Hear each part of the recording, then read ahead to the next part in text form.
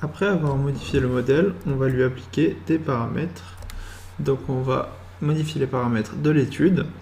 On peut opter pour une résolution qui va être fine, mais dans ce cas, l'étude prendra plus de temps à se réaliser, mais elle sera mieux, ou alors grossière, et elle mettra moins de temps à se réaliser, mais sera bien sûr moins précise. Donc on peut se mettre au milieu, on valide la résolution, et on va appliquer les paramètres au modèle.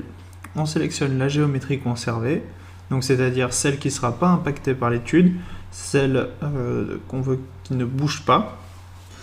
On va sélectionner les modèles, les extrusions qu'on a mises tout à l'heure, qui seront les géométries conservées, donc c'est bien les géométries qui sont importantes pour le maintien en position du support. On valide la sélection et on va ensuite sélectionner la géométrie obstacle, qui est la géométrie qui fera obstacle à la matière lors de l'étude. Donc c'est bien l'enveloppe, donc tout ce qui est autour du modèle de base, ce qui interdira en fait à la matière d'aller autre part que là où elle était déjà. Elle ne pourra pas dépasser de sa forme de base. On valide la sélection et on va ensuite sélectionner la forme de départ. Donc ce sera la forme que prendra le support au début de l'étude. On sélectionne donc le support, on cache l'enveloppe dans l'arbre de construction et on fait réapparaître le composant du support pour pouvoir le sélectionner. Ce sera donc la forme de départ de l'étude, on valide la sélection.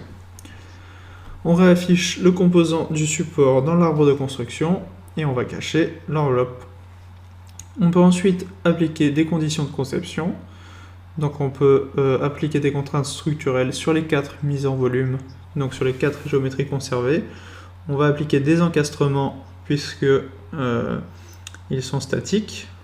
Donc on va les fixer. On sélectionne les 4 faces et on valide. On va aussi appliquer des charges structurelles, donc qui correspondront au poids de l'étau plus le poids de charge, le poids de l'objet sur l'étau. On prend un étau de 18 kg et un poids de 1 kg qui fera un total de 19 kg, donc 190 Newton.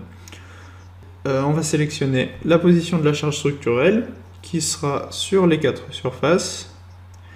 Et donc on va appliquer une force qui sera des 190 Newton divisé par 4 puisqu'elle s'applique à 4 endroits. On a donc au total une charge qui va être, si on regarde dans l'arbre de construction, égale à 190 divisé par 4, donc 47,5 Newton sur chacune des mises en volume, puisque la force est répartie sur les 4 mises en volume. On valide la charge structurelle et on passe aux paramètres d'objectif. Donc par exemple, on peut vouloir réduire la masse ou augmenter la rigidité. On peut changer le facteur de sécurité et on valide. On peut ensuite entrer des paramètres de fabrication. Donc ce qui nous intéresse surtout, c'est des paramètres liés à l'impression 3D. Donc on laisse la case additive cochée et on laisse les autres cases décochées et on ajoute un matériau au support. Donc par exemple, on peut ajouter l'aluminium. Et une fois qu'il a été ajouté, on peut ensuite réafficher l'enveloppe dans l'arbre de construction. Donc on va réafficher le corps de l'enveloppe. Et ensuite, afin de vérifier que tous les paramètres sont rentrés, faire une vérification préalable. L'outil indique que toutes les informations sont rentrées. On valide. Et maintenant, on peut générer les résultats de l'étude en cliquant sur Générer.